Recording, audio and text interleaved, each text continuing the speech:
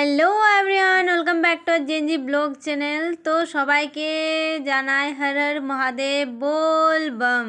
এই বোল বম কথাটা আমাদের সত্যি জীবনে আতঙ্ক বলতে পারো, অনেক ফার্স্ট এক্সপিরিয়েন্সও বলতে পারো। তো সব কিছু ব্লগটা দেখতে থাকো, তোমরা বুঝতে পারবে। তো দেখতে পাচ্ছ চান টান করে সকাল সকাল আমরা পুজো করে নিলাম। আর জায়গাটা দেখে বুঝতে পারছো এটা আমাদের পুরুলিয়া নয়, এটা আমরা দিদির বাড়ি দুর্গাপুর এসেছি। তো আর ড্রেস আপ দেখেও বুঝছো, আমাদের থাম্বেল দেখেও বুঝে গেছো যে আমরা বোলবমের জন্য বেরোবো।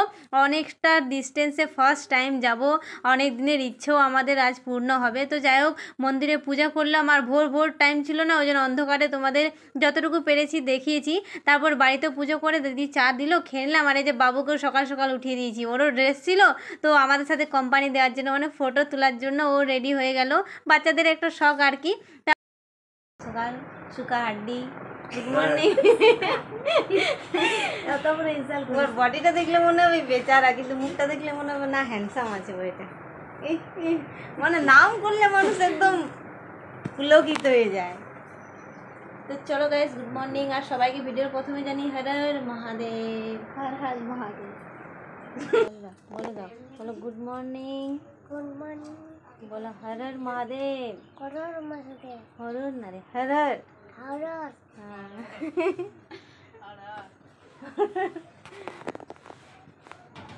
যাবে বলছে মহাদেবের কাছে। বলো বড় হয়নি তারপর যাবো। বড় হয়নি তারপর দেখো ঘুম থেকে ওটা আমাদের বাবু রেডি হয়ে পড়েছে আমাদের সাথে কোম্পানি দেওয়ার জন্য, ঠিক না বাবু? কাম কাম বলে ইয়ো ইয়ো ইয়ো, জয় দেবঘর বাবা। জয় দেবঘর বাবা। তো চলো তাড়াতাড়ি সাবস্ক্রাইব করে দাও, যারা এফবি থেকে দেখছো ফলো করে দিও। আর এই যে আমরা বেরিয়ে পড়েছি, সবাই একসাথে জড়ো হলো।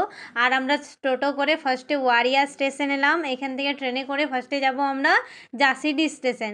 তো এই যে আমরা পৌঁছে গেছি। আর কারা কারা যাচ্ছি সেটা ব্লগে দেখতে পাবে। আর আমাদের চেনার বলতে আমি, গঙ্গা, কৈলাস আর জিজু, আর বাকিরা সব জিজুদের পাড়ার আছে। তো এই যে গল্প করতে করতে আমাদের ট্রেন চলে এসছে। এই ট্রেনে চেপেও গেছি আমরা। আর আমরা চেপেছিলাম 6:20 এরকম টাইপের। তো সকাল ওই 6:20 ট্রেনটাতে ডাইরেক্ট যাব আমরা জাসিডি স্টেশন, যেখান থেকে ওই দেওঘর একদমই কাছে হয়, কিন্তু আমরা ডাইরেক্ট যাব না। আর দেখতে পাচ্ছি আমরা 10টার সময় পৌঁছেছিলাম। আর এইখানে জাসিডি স্টেশনের ইয়েটা খুবই সুন্দর ছিল, 2-3টা ফ্লোর টাইপের গোল গোল গোল গোল ঘুরছিলাম। আর তারপর গিয়ে নিচে নেমে গেলাম। আর তারপর এখানে ঘুরলাম, চারদিকটা একটু হেঁটে হেঁটে যাচ্ছিলাম, কেন কি বাসের জায়গাটা একটু দূরে যেতে হয়। তো তোমরা যদি কেউ যেতে চাও আমার ব্লগ দেখে, কারো যদি হেল্প হয় তো তোমরা ওইখানে জিজ্ঞাসা করলে তোমাদের ঠিক জায়গাতে পৌঁছে দেবে। বললাম না, ওইখানে কেউ যদি জানো না তাহলে ঠিক চলে যাবে। আর দেখতে পেলে তোমাদের টাইম দেখালাম, 11টার দিকে আমাদের বাসটা ছাড়লো।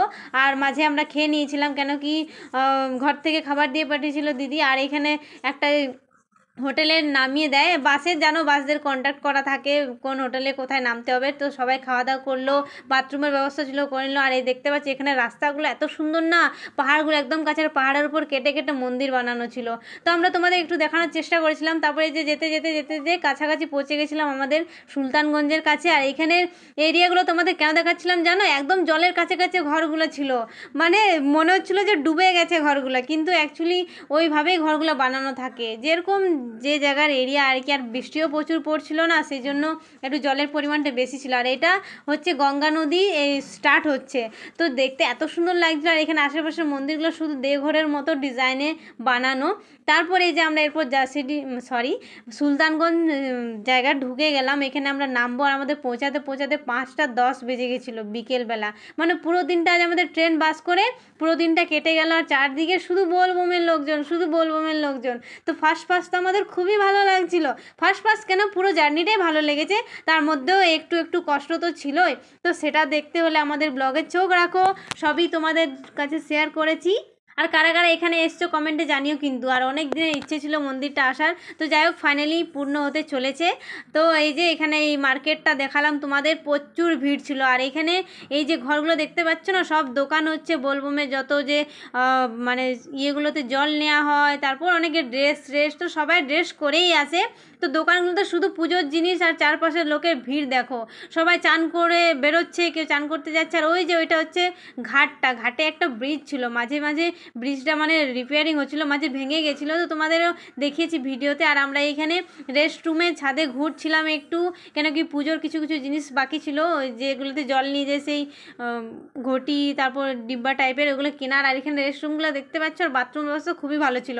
এইখানে সেই স্টার্টিং হলো জল আর বাথরুম, কেন কি প্রত্যেকটা জায়গাতে যা কিছু করব আমাদের ফার্স্টে চান করতে হবে, তারপর বাকি কাজ। তো যাই হোক গাইজ, আজকের ব্লগটা এখানে শেষ করছি, নেক্সট পার্টে বাকি জার্নিটা। তো চ্যানেলে সাবস্ক্রাইব করো, বাই বাই।